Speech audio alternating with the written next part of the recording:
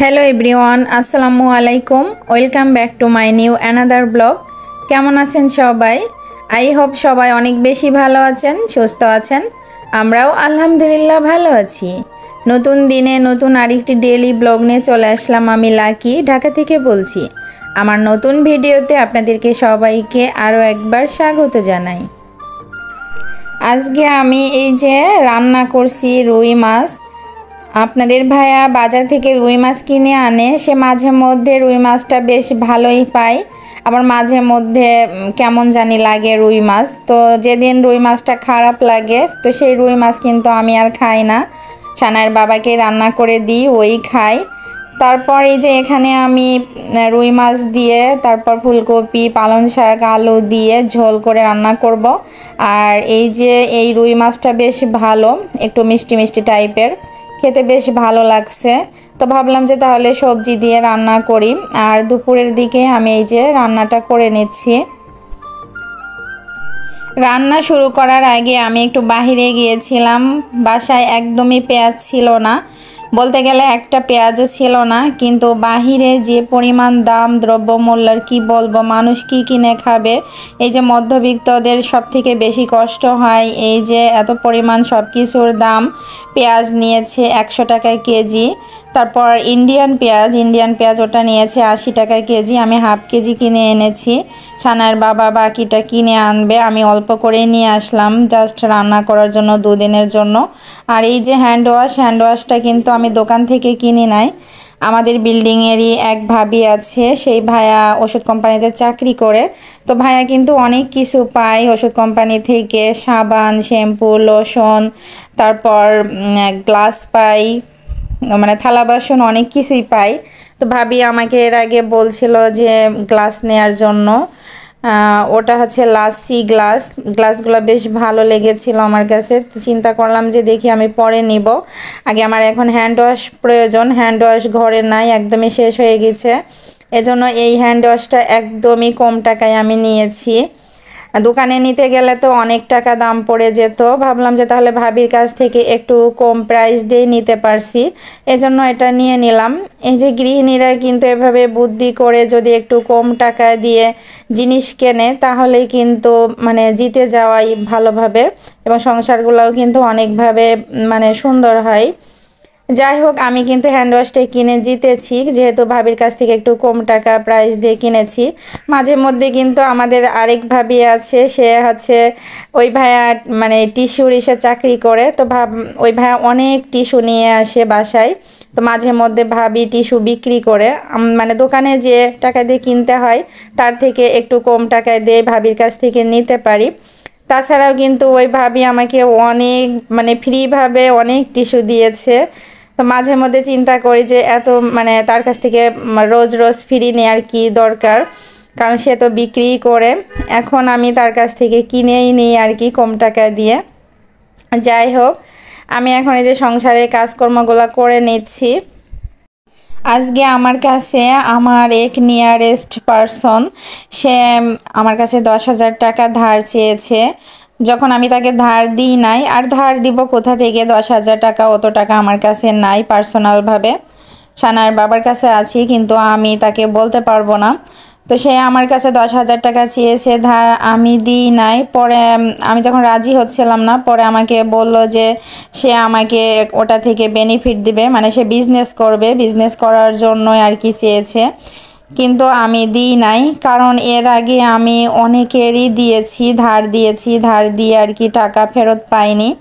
এজন্য আর এখন কাউকে ধার দিই না। মানবিক জিনিসটা আমার ভিতরে কাজ করে, কিন্তু টাকা দিয়ে কারোর সাথে সম্পর্ক ওইভাবে রাখতে চাই না, কারণ নিজে ফকির হয়ে আরেকজনকে বড়লোক বানাবো সেটার ইচ্ছা নাই। সরল মন মানসিকতার সুযোগ কিন্তু অনেকেই নিতে চায়।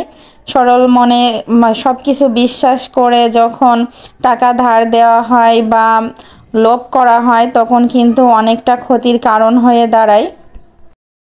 সে আমাকে বলছিল যে তার লাভ হলে সে আমাকে লাভ থেকে টাকা দিবে, মানে এইভাবে সে আমাকে লোভ দেখাচ্ছিল। যাই হোক, অত লোভ আমি করতে চাই না। নিজে যদি কিছু করতে পারি, নিজে যদি কখনো বিজনেস করতে পারি, তাহলে সেখানেই আমি আমার টাকা খাটাবো। কিন্তু আমার কখনো ওই রকম লোভ করার ইচ্ছা নাই যে একজন বিজনেস করবে আর সেখান থেকে আমাকে বেনিফিট দিবে, এরকমটা চাই না। এরকম কিন্তু আমাদের সমাজে হাজার হাজার মানুষ আছে যারা টাকা ধার দিয়ে সঠিক সময়ে টাকাটা ফেরত পায়নি। টাকা ধার দিয়ে টাকা যদি ফেরত না পায় তাহলে কি যে কষ্ট, সেটা শুধু সেই জানতে পারে। হ্যাঁ, টাকা ধার দেওয়া যেতেই পারে, তবে সেটা কোন ক্ষেত্রে, যে আপনার খুবই কাছের মানুষ বিপদে পড়েছে, হাসপাতালে আছে বা খুবই মুমূর্ষু অবস্থা, তাহলে আপনি সেরকম অবস্থায় তাকে দিতে পারেন। তবে একটা কথা হলো যে নিজে ফকির হয়ে আরেকজনকে ঘন ঘন টাকা ধার দেয়া বা অন্যদের টাকা ধার দেয়া, এরকমটা আর কখনো, এরকম ভুল কখনো করবেন না। কারণ সরল মন মানসিকতার সুযোগ কিন্তু অনেকেই নেবে। আমাদের সমাজে কিন্তু হাজার হাজার মানুষ আছে যারা সরলতার সুযোগ নেয়। অনেকেই টাকা ধার নিয়ে, লাখ লাখ টাকা ধার নিয়ে আর ফেরত দেয় না, এরকম কিন্তু আছে। আবার অনেক আত্মীয় স্বজন কিন্তু থাকে যে আত্মীয় স্বজনদের কাছ থেকে টাকা নিয়ে মানে টাকা দেয় না ধার, মানে টাকার ধার আর ফেরত দেয় না, তখন কিন্তু মানে একটা অন্যরকম সমস্যা সৃষ্টি হয়। অনেক সময় সম্পর্কগুলোও কিন্তু টাকার কারণে নষ্ট হয়ে যায়। এই যে টাকার জন্য যখন সম্পর্কগুলো নষ্ট হয়ে যায় তখন কিন্তু অনেক বেশি কষ্ট লাগে। আর অনেক বাবারা কিন্তু আছে চাকরিজীবী, তাদের সন্তানদের পিছনে হাজার হাজার টাকা খরচ করে। অনেক সময় অনেক বাবাদের দেখা যায় যে তাদের সারা জীবন চাকরি করে করে যখন চাকরিটা আর না থাকে, পেনশনের টাকাটাও সন্তানদের হাতে তুলে দেয় বিজনেস করার জন্য। তারপর বিজনেসে যখন মার খায় তখন তাদের সবগুলা টাকা যখন নষ্ট হয়ে যায়, তখন ওই সকল বাবাদের যে কি পরিমাণ কষ্ট হয়, মানে সন্তানরাও টাকা না থাকলে তো সন্তানরাও কদর করতে চায় না। এরকম কুলাঙ্গার সন্তানও কিন্তু হাজার হাজার বাংলার ঘরে ঘরে আছে। এজন্য আপনার কাছে সব সময় আপনি চিন্তা করবেন যে আপনার কাছে যখন টাকা থাকবে তখন টাকাটাই আপনার মানসিক শক্তির কারণ হয়ে দাঁড়াবে, মানে মানসিক শক্তি আপনি ফিরে পাবেন। আপনার কাছে যদি টাকা যদি না থাকে তাহলে কিন্তু আপনি অনেক বড় অসহায় হয়ে পড়বেন। কারণ টাকা না থাকলে কিন্তু মন মানসিকতা অন্যরকম হয়ে যায়। এই জন্য টাকার শক্তি কিন্তু সব থেকে বড় বল। ভিডিও দেখছেন কিন্তু একটা লাইক দিতে ভুলে গেছেন, প্লিজ জলদি একটা লাইক দিয়ে দেন। আর এরকম লাইফস্টাইল ভিডিও যদি পরবর্তীতেও দেখতে চান তাহলে অবশ্যই চ্যানেলটি সাবস্ক্রাইব করে রাখবেন। সাবস্ক্রাইব করে পাশে থাকা বেল বাটনের অল অপশনটি প্রেস করে রাখবেন, তাহলে আমি যখনই কোনো ভিডিও ছাড়বো আপনার ফোনে নোটিফিকেশনে চলে যাবে, আপনি যখন তখন অ্যাট ফার্স্ট দেখে নিতে পারবেন। কিছু কিছু আত্মীয় স্বজন আছে দেখবেন যে ঘন ঘন তারা টাকা ধার চায়, এবং যখন তাদেরকে টাকাগুলা ধার দেওয়া হয় পরবর্তীতে তাদের আর কোনো খোঁজ খবর থাকে না। ওই যে যদি টাকা চাওয়া হয় আর টাকা চাইলেও যদি টাকা সঠিক সময়ে না দেয়, মানে তাহলে কিন্তু মানে টাকা ফেরত চাওয়াতে কিন্তু অনেক সময় অনেক গ্যাঞ্জাম সৃষ্টি করে দেয়, খারাপ খারাপ গালিগালাজও অনেক সময় হয়ে যায় টাকাটা যখন ফেরত না আসে। তখন এইভাবেই কিন্তু হাজার হাজার সম্পর্ক নষ্ট হয়ে যায়। আর যার টাকা সে হারালো, মানে যার টাকা আর ফেরত পেল না, তার যে কি পরিমাণ কষ্ট হয়, সেই আম আর ছালা একসাথে চলে যাওয়ার মতো অবস্থা হয়ে দাঁড়ায়। এজন্য সবসময় হিসাব করে বা বুদ্ধি করে চলাটাই বেস্ট। আর এমন কোনো মানে কাউকে টাকা ধার না দেওয়াই উচিত যেখানে কোনো বিশ্বাস নাই আর সঠিক সময়ে টাকাটা ফেরতও দেবে না, এরকম মানুষকে কখনোই টাকা ধার দিবেন না। এখানে একটু খিচুড়ি রান্না করে নিচ্ছি, এই তো সব কিছু রেডি করে নিয়েছি। আর খিচুড়িটা আমি সরিষার তেল দিয়ে করে নিয়েছি। সরিষার তেল দিয়ে খিচুড়িটা করলে কিন্তু অনেক বেশি ভালো লাগে। আর আমার ঘরে কিন্তু সরিষার তেলটাই বেশি খাওয়া হয়, আমরা সয়াবিন তেলটা একটু কমই খাই। আর এখানে যে একটা ডিম ভাজি করে নিচ্ছি, খিচুড়ির সাথে ডিম ভাজি হলে বেশ ভালো লাগে। আর আচার, আর কিছু কিন্তু লাগে না, আমার তো এটা হলেই চলে যায়।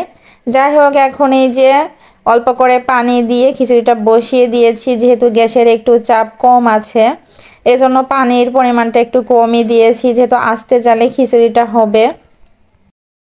অনেকেই কিন্তু আপনাকে বলবে যে তুমি আমাকে 50,000 টাকা দাও বা 5 লাখ টাকা দাও, আমি এটা থেকে তোমাকে লাভ দিব।